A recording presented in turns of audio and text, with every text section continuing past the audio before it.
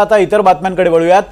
साताऱ्यात 6000 कोटींच्या ड्रग्सचा पर्दाफाश करण्यात आला। यावर राहुल तपासे यांच्याकडून आपण माहिती घेणार आहोत। तर नाशिकमधून आदिवासी बांधव आणि शेतकऱ्यांचा मुंबईच्या दिशेने लॉंग मार्च सुरू झाला। याबाबत प्रांजल कुलकर्णी आपल्यासोबत जोडले गेलेले आहेत। धाराशिवमध्ये शिवसेनेत नाराजीची लाट पसरली आहे। नेमकं कारण काय याविषयी आपल्याला ओंकार कुलकर्णी अधिक माहिती देणार आहेत। तर कल्याणमध्ये शिवसेनेच्या कार्यकर्त्यांकडून पोलिसाला मारहाण करण्यात आलेली आहे। अमजद खान या संदर्भात आपल्याला माहिती देणार आहेत। तर मालाडमध्ये लोकलमधला वाद तरुणाच्या जीवावर बेतला। किरकोळ वादातून तरुणाची हत्या झाली। यावर आपल्याला आपले प्रतिनिधी ऋतिक गणकवार माहिती देणार आहेत। आपण सुरुवात करूयात साताऱ्याच्या बातमीनं।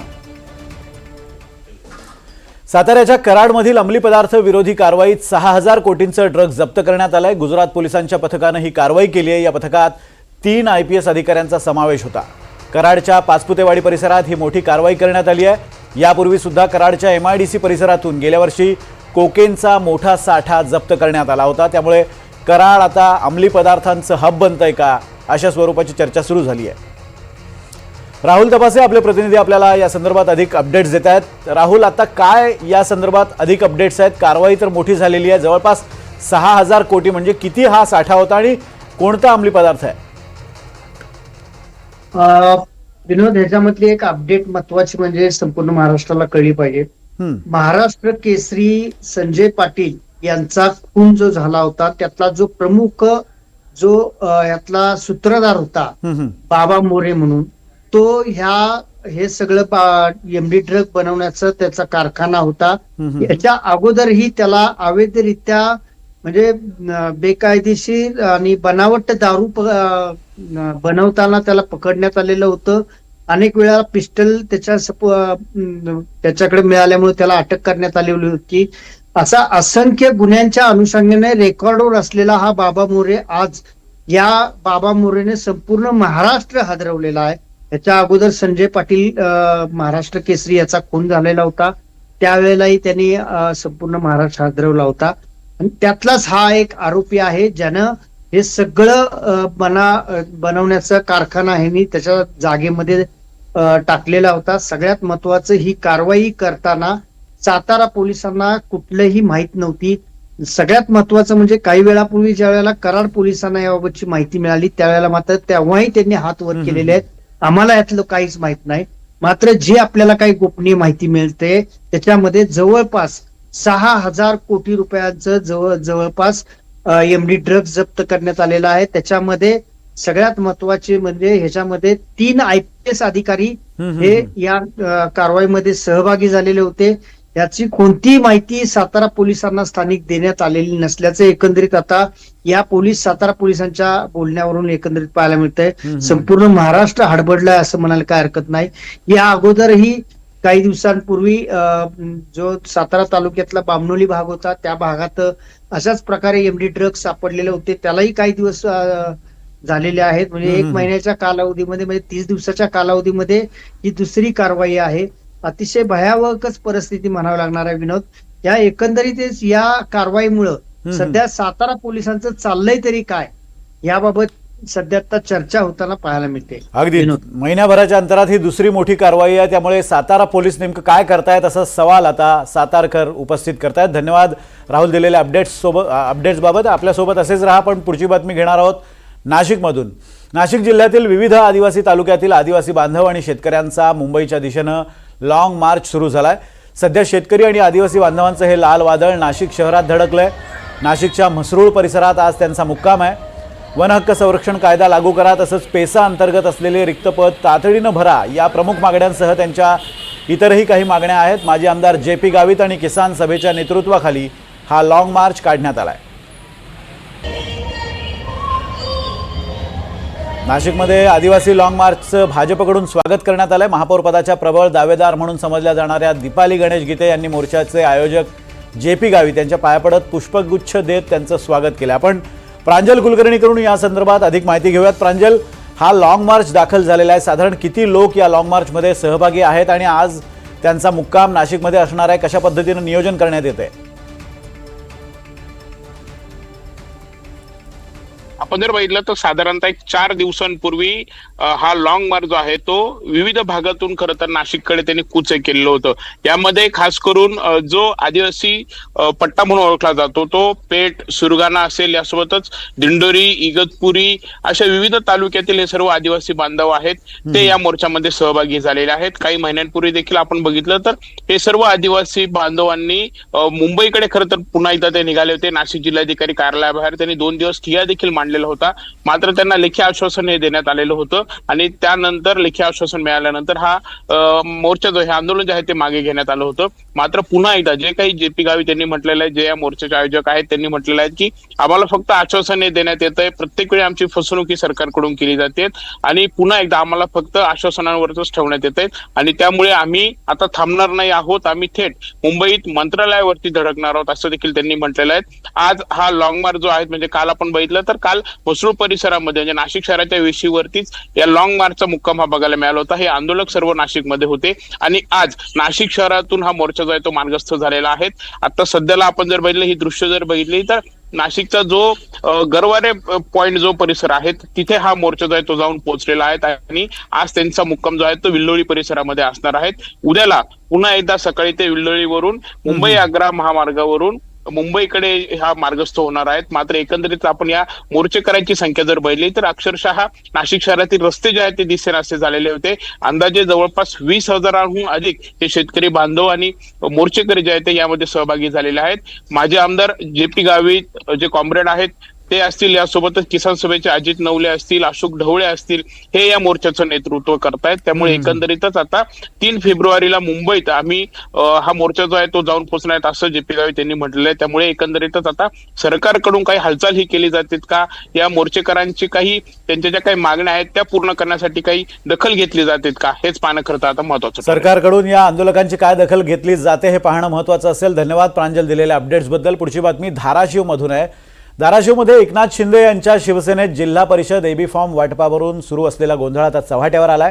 धाराशिवचे शिवसेना संपर्क प्रमुख राजन साळवी आणि युवा सेनेचा सदस्य अविनाश खापे यांच्यातील ऑडिओ क्लिप सध्या सोशल मीडियावर व्हायरल होते. राजन साळवी यांनी धाराशिवमधील शिवसेनेचे जिल्हा परिषद उमेदवारांचे एबी फॉर्म भाजप आमदार राणा पाटील आणि त्यांचा मुलगा मल्हार पाटील यांच्याकडे सोपवल्याचा आरोप होतोय. साळवींनी शिवसेनेचे एबी फॉर्म भाजप आमदाराकडे का सोपवले असा सवाल युवा सेना सदस्य अविनाश खापेंनी विचारलाय. दरम्यान राजन साळवींनी एबी फॉर्म भाजप आमदाराकडे दिल्याची कबुली ऑडिओ क्लिपमध्ये दिली आहे. यामुळे शिवसेनेतील उमेदवारीचा वाद पुन्हा एकदा चव्हाट्यावर आलाय. दरम्यान राजन साळवी यांचा आणखी एक व्हिडिओ व्हायरल होतोय. चुकीचं तिकीट वाटप केल्याचा राग धरत शिवसैनिकांनी साळवींना घेराव घातल्याचं या व्हिडिओत दिसतंय. माझं म्हणणं एवढंच आहे, हे जे मोबाईल तुमचे चालू आहेत ना, त्या मोबाईलवर सुद्धा चर्चा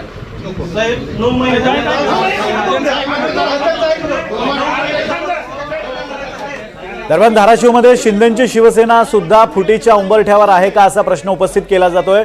शिवसेनेतील गद्दारांचा एक गट भाजपचे आमदार राणा जगजितसिंह पाटलांच्या खिशात गेलाय असं माजी मंत्री तानाजी सावंत यांनी विधान केलं होतं काही दिवसांपूर्वी. ते आता पुन्हा एकदा व्हायरल होतंय.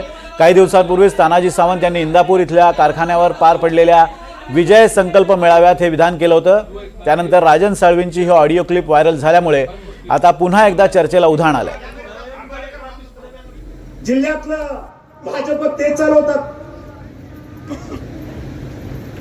राष्ट्रवादीशी नातं होतं, अजितदादा राष्ट्रवादी गट ते चालवतात, सगळे बी फॉर्म ह्या खिशात ह्या खिशात, शरद पवारचे राष्ट्रवादी ते मागच्या खिशात, ते बी फॉर्म त्यांच्याकडं, एक आमच्यातला गद्दाराचा गट शिवसेनेचा ते बी पुढच्या खिशात, त्याचे बी फॉर्म तिथं. राहिला कुठला पक्ष? आणि याच संदर्भात अधिक माहिती आपण ओंकार कुलकर्णी यांच्याकडनं जाणून घेणार आहोत. ओंकार, हा सगळा राजकीय ड्रामा सध्या धाराशिवमध्ये सुरू आहे. तानाजी सावंतांचा रोख नेमका कोणत्या नेत्यावर आहे आणि राजन साळवींची या व्हायरल क्लिप नंतर प्रतिक्रिया आलेली आहे का, त्यांचं काय म्हणणं आहे? विरोध सर जर बघितलं तर हा जो राजकीय ड्रामा सुरू असलेला आज पाहायला मिळतोय तो जो आहे तो केवळ आजच्या किंवा मागील 2-3 दिवसातील घडामोडीमुळे घडलेला नाही. तर मागील जी काही नगर परिषदेची निवडणूक झालेली आहे त्याच निवडणुकीपासून शिवसेना आणि भाजपामधील ही जी धुसफूस जी आहे ती कुठेतरी धाराशिव जिल्ह्यामध्ये सुरू झालेली पाहायला मिळते. खरं जर बघायला गेलं तर धाराशिव जिल्ह्यामध्ये नगर परिषद निवडणुकीच्या आधी एक मुंबईमध्ये बैठक झाली होती आणि त्यामध्ये धाराशिवमध्ये शिवसेना आणि भाजप एकत्रित महायुती म्हणून लढतील असं जाहीर करण्यात आलं होतं. मात्र ज्यावेळी धाराशिव नगर परिषदेचा प्रश्न आला त्यावेळी भाजपनं आपले 41 उमेदवार जे आहेत ते रिंगणात ठेवलेले होते आणि शिवसेनेनं मात्र या ठिकाणी केवळ 17 उमेदवार जे आहेत ते रिंगणात उतरवलेले होते.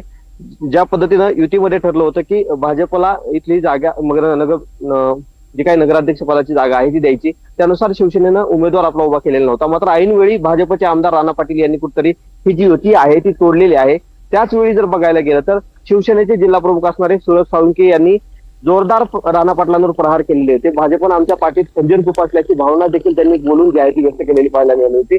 त्यानंतर नगर परिषदेच्या निवडणुका पार पडल्यानंतर माजी आमदार तानाजी सावंतांनी देखील आमदार राणा पाटलांवर जोरदार टीका केलेली पाहायला मिळालेली होती. गद्दारांचा एक गट जो आहे तो कुठेतरी राणा पाटलांच्या खिशात असल्याचं वक्तव्य देखील त्यांनी केलेलं होतं. आज ज्या संपूर्ण घडामोडी घडताना दिसून येत आहेत त्या घडामोडींमध्ये हे जे जुने वक्तव्य आहेत ते कुठेतरी पुन्हा चर्चेत आलेले पाहायला मिळतात. एकंदरीत जर बघितलं तर अविनाश खापे हे युवा सेनेचे राष्ट्रीय कार्यकारिणी सदस्य आहेत आणि त्यांनी त्यांच्यातील आणि शिवसेनेचे संपर्क प्रमुख असणारे राजन साळवी यांच्यातील संवादाचा जो ऑडिओ क्लिप समाज माध्यमावर व्हायरल होताना पाहायला मिळते. यातून एकंदरीतच बघितलं तर आमदार राणा जगजितसिंह पाटील जे की भाजपचे आमदार आहेत त्यांचे पुत्र असलेले मल्हार पाटील यांच्याकडं यांनी शिवसेनेच्या उमेदवारांना जे आहे ते उमेदवारीचे एबी फॉर्म दिल्याचे जे संवादात नमूद करण्यात आलेलं आहे. एकंदरीतच बघितलं तर शिवसैनिक म्हणून आम्हाला कुठेतरी काम करताना लाज वाटते असा आशय देखील या कुठेतरी क्लिपमध्ये असलेला पाहायला मिळतोय. एकंदरीतच हा संपूर्ण प्रकार ज्यावेळेस पासून समोर आलेला आहे त्यावेळेस पासून कार्यकर्त्यांमध्ये देखील संतापाची लाट जी आहे ती कुठेतरी उसळलेली पाहायला मिळत आहे.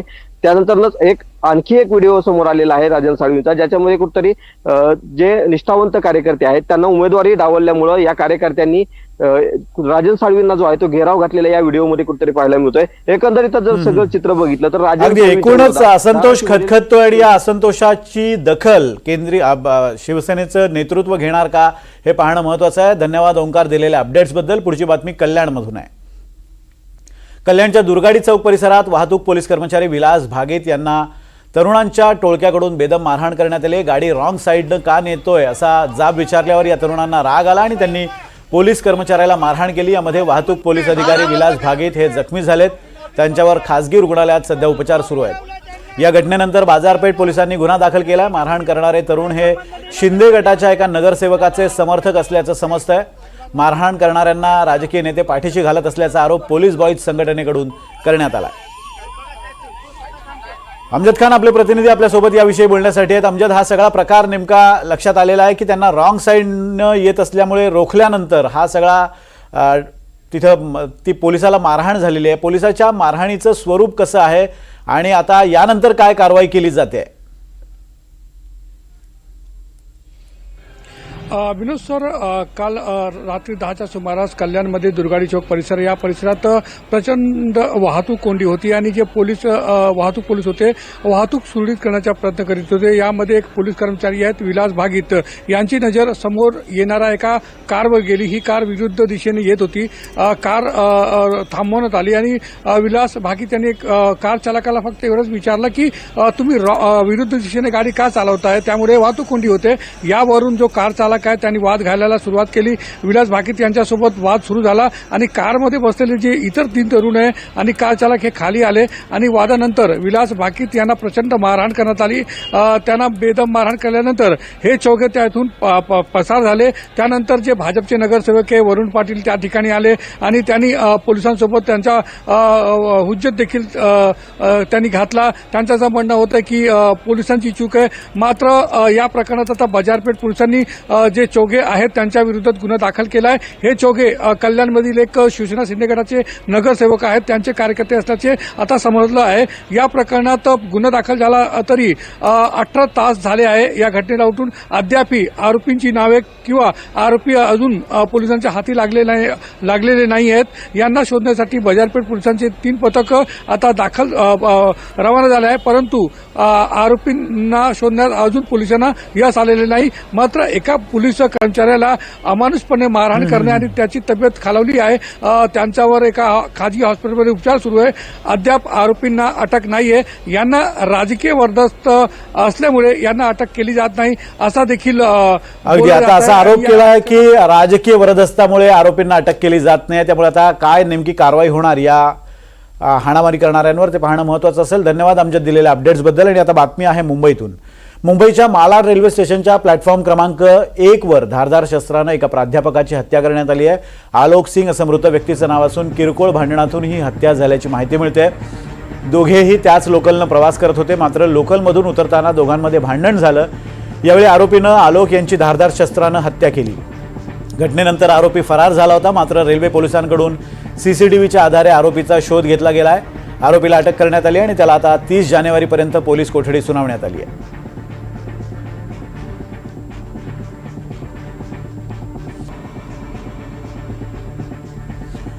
ऋतिक गणकवार आपले प्रतिनिधी आपल्या सोबत आहेत याविषयी बोलण्यासाठी. ऋतिक, पोलिसांनी अखेर सीसीटीव्हीच्या आधारे या आरोपीचा शोध घेतलेला आहे. आता त्याला 30 जानेवारीपर्यंत पोलीस कोठडी सुनावण्यात आलेली आहे. मात्र असं कळतंय की एका छोट्या चिमट्यानं या आरोपीनं हा वार केला होता. नेमकी घटना काय घडली होती?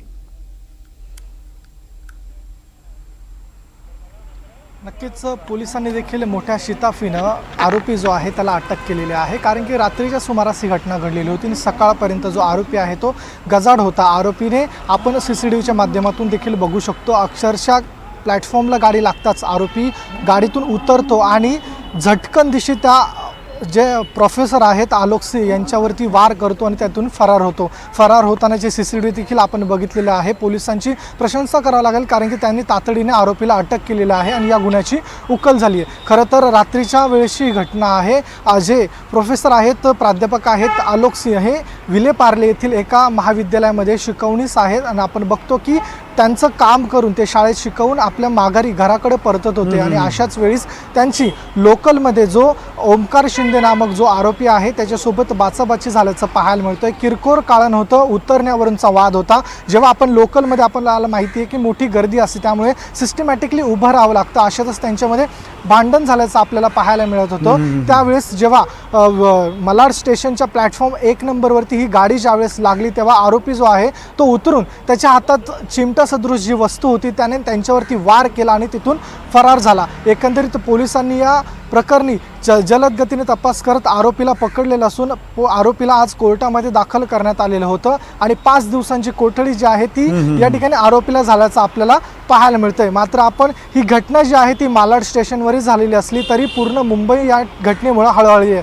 कारण की मुंबईमधले जवळपास 75 लाख ते 1 कोटी लोक जे आहेत ते रोज रेल्वेने प्रवास करतात आणि किरकोळशा कारणावरून जर हत्या होत असतील तर नक्कीच कायदा आणि सुव्यवस्थेचा प्रश्न जो आहे तो उद्भवल्याचा आपल्याला पाहायला मिळतो. कायदा आणि सुव्यवस्थेचा प्रश्न उद्भवल्याचं पाहायला मिळते. मात्र शिताफीनं पोलिसांनी या आरोपीचा तपास केलेला आहे आणि अखेर आरोपी गजाआड झालेला आहे. धन्यवाद ऋतिक दिलेल्या अपडेट्सबद्दल आणि इतर प्रतिनिधीत आपलेही धन्यवाद.